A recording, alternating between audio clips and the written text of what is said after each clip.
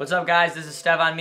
I'm back again with my dad, the technique guru, the mad scientist, the Riddler. We don't know what to call him anymore, but we're here today with another technique breakdown, and this one's a little different than the usual one. So what's that going to be about today? I think an area that most people don't spend a lot of time in is that, and I've always said this, and I'll repeat it here for you if you haven't heard it before, is that when you wrestle a wrestling match, you wrestle for things. You wrestle your opponent, which is obvious. You wrestle the clock, so you better have some strategy, clock management. And you wrestle the referee. So you know that's going to happen. There's going to be referee interference there. There's going to be some good calls, some bad calls. You have to prepare yourself for that and be ready for it. But what most people, and I've been in hundreds of rooms, I've been in thousands of practices, both collegiate and high school, at the little kiddie level, and the area that I don't hear them talk about at all, or very minimal, is you wrestle yourself. Now, if you don't believe that, and if you're a true wrestler, don't be kidding yourself, because I want you to go look yourself in the mirror and be honest with yourself, because you can't run from yourself. Just go look yourself in the mirror and ask yourself this question. Have I ever wet the bed? Have I ever mentally frozen? Have I ever gotten in my own head during a match or before a match? And I bet you the answer to that is yes, if you're a human being and if you're alive and breathing. Because being a human being, right, Stevan? Yep. You're gonna have anxieties. You're gonna have fear. You're gonna have all these things going on in your head. Do you still have those even at the highest level? Of course, yeah. I think one of the main things is having nerves is a pretty normal thing in all sports. It's normal to be nervous. It's actually a good thing to be nervous. And I think, you know, one of the main things that people don't realize is that you have to be able to channel that in a certain way and be able to handle that. And so that's what we're going to talk about today, is kind of how to, you know, athletes, you know, you see teams like Penn State do such a good, so well. They're dominant every single year, and it's not like they're doing anything special. They're not doing anything like fancy with the technical side of things, but they show up at the right times. You know, I've seen many times on occasion where maybe their Big Ten tournament, you know, they don't win the Big Ten title, or they don't, individuals don't win Big Tens, but then go and make the adjustments and go and re-beat the guy in the NCAA finals, and you know, they blow away the other teams. You know, it's happened to Michigan, our own team ourselves. So we've seen that happen, and you know, Penn State does an amazing job of it, and I think a lot of that has to do with the mental side of things. I think the missing sauce, the missing ingredient, the missing factor in why Penn State, for one example, and other great athletes from other teams, the X factor, the factor that no one talks about, is the mental game, which hardly any time is spent. So we're going to get right into this. We're going to talk about, and we're going to give some examples of some athletes, can give us examples of the mental game and how important it is to the sport of wrestling. Let's take an example. If any of you have watched the sport of tennis, some of these matches are grueling matches. They're like 4 hours long. 5, 6 hours. Men's is like best of 5 sets, 3 to 4 hours long. And yeah, that's a mentally difficult sport. Yeah, and so one of the greatest, if not the greatest of all time, is Novak Djokovic. And Onyenash? Yeah, Onyenash. He happens to be a Serbian guy. And you know what? I tend to listen to athletes from all walks of life, from different sports, and get their take on mental fitness. And there was an interesting interview in 60 Minutes. The commentator said that your biggest gift is your mental game, and Djokovic says, I need to correct you on that. It's not a gift. It's something I work on, something I rep every single day, just like I do my forehand and my backhand. Mental strength, which is what I think is your great gift, is much harder to articulate. I would have to correct you. I would have to correct you. It's not a gift. It's something that comes with work. You train for the mental side the way you would your serve or your forehand. How? Absolutely. Where I'm going with this is that I want the coaches out there, I want those young kids, and even if you're in high school or in college or past the college age, I want you to start thinking about your mental game as an area that you need to focus on, just like you do in your single legs, your double legs, your leg defense, your top, your bottom. Mental preparation has to be part of your routine every single day.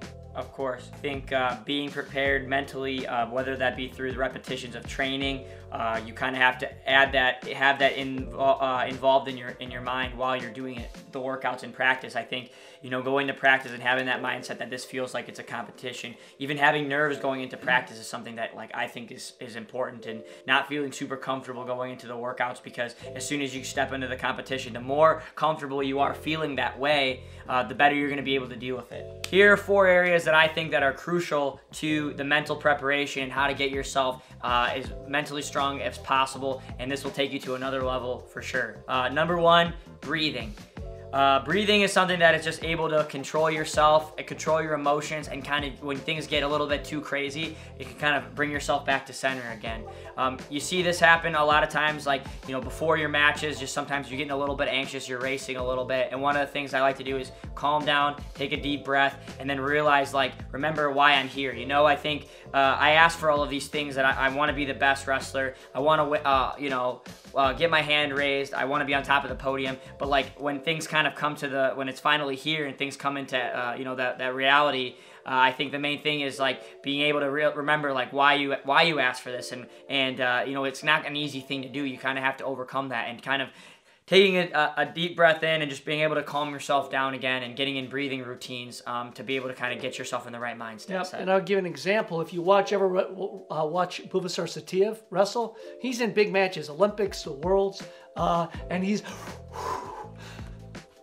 Yeah, it's almost that he's almost kind of resetting himself and getting himself in a mode to go and compete, and slapping his face a little bit, taking deep breaths, and getting his heart rate back under control, whether that's in the beginning of matches or going after the break and coming back out for round 2. So one area then, like Stevan said, was breathing. Work on your breathing, do some studying on it, learn how to do it, but it's just basically being able to reset, as Stevan said. Exactly. Number 2 is visualization, and I like to also call it manifesting. So beforehand, a lot of times I try to do something in the day. For me, I like to do something, between 5 and 7 minutes a day. And now with visualizing, one of the mistakes I made early on in my career, really up to the last few years of visualizing, is trying to, plan everything out exactly how it's going to go and how you want it to go.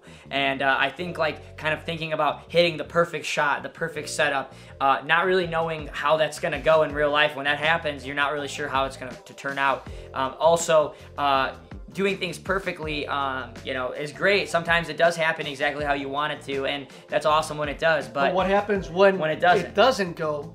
Yeah, when it doesn't happen. Yeah, what I learned to do was to kind of just visualize and put myself in the scenario and visualize very hard, difficult wrestling that's happening, but me coming out on top at the end of whatever that is. So good or bad, you are visualizing not only you taking the guy down, you winning, but also you being down. Yeah, me being down and having to come back, find a scramble, getting onto a leg, but it's not a fast finish right away. It's a hard wrestle through thing. I'm just kind of playing through it, but I just kind of get to the point where it's I end up on top. I ice the match. I close it down. I raise your hand. I raise my hand at the end, or I'm a wall. I'm blocking him out for the whole period. He's throwing everything he has at me. World-class attacks, left, right, shots, and I'm able to keep my cool composure. So this is what's important. So it's visualizing not only the good, you doing everything perfect, but getting in really tough, getting in deep waters, getting in really sticky situations where things are ugly, and you finding a way to what?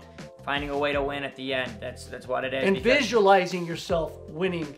Not necessarily how, but getting your hand raised, right? Yes, the how is really difficult to visualize. And to predict. To predict. You can't predict how it's going to happen, but you just have to predict that whatever you're faced with, you're going to be able to overcome that. And that's the most important, because the technique that you train every day is going to take over, and that's what's going to matter. So visualizing that's really what makes the difference. Because when you train your mind this way, your mind will, in those times of pressure, know how to win. Will find a way, access all this knowledge you have and all this technique. It'll access it, and it will come out and it'll manifest itself in actual results. Number 3, journaling.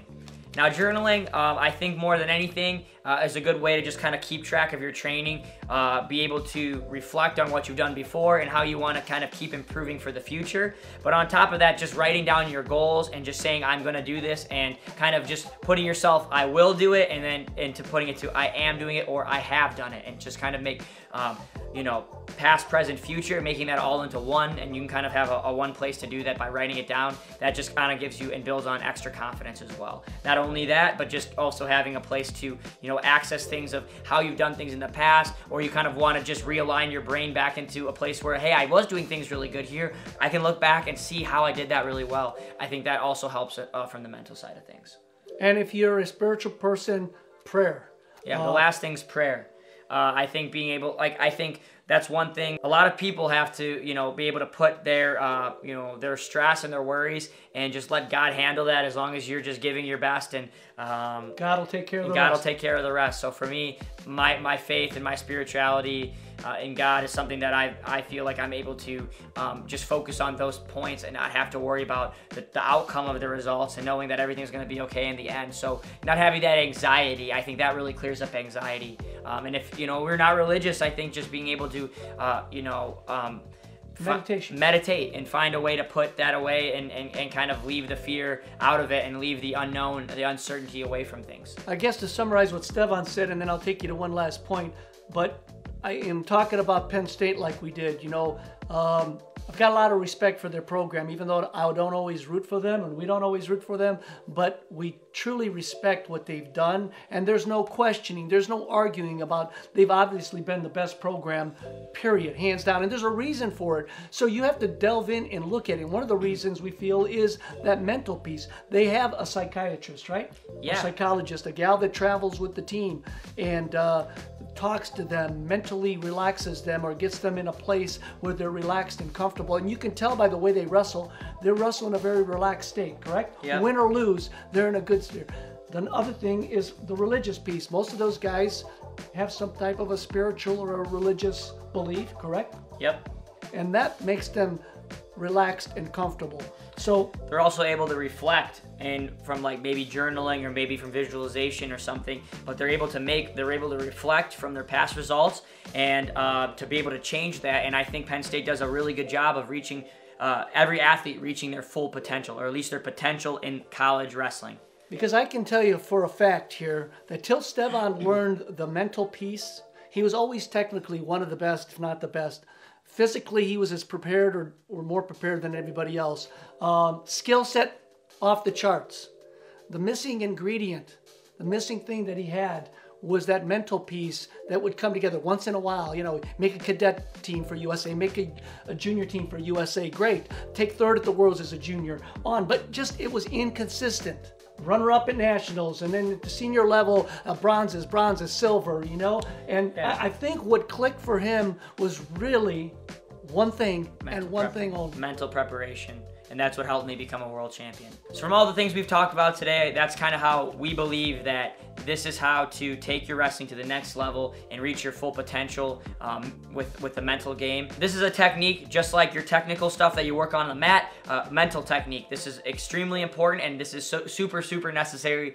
This is really what ties everything together and makes things whole and makes you able to function at your best. And that's what I believe that will take you to the next level as well. You know, like I said before, like my dad said before, definitely watch the Novak Djokovic interview on 60 Minutes. He really talks about being human, feeling the emotions, then recognizing like what's happening and how, you know, what's going on in the time being, and then being able to reset and move forward, going forward, and figure out how to tackle and take on that and overcome that adversity in front of you. Thanks for watching, guys. If you liked our content, make sure to subscribe to this channel, like this video, notification bells on, and world champs in everything we do.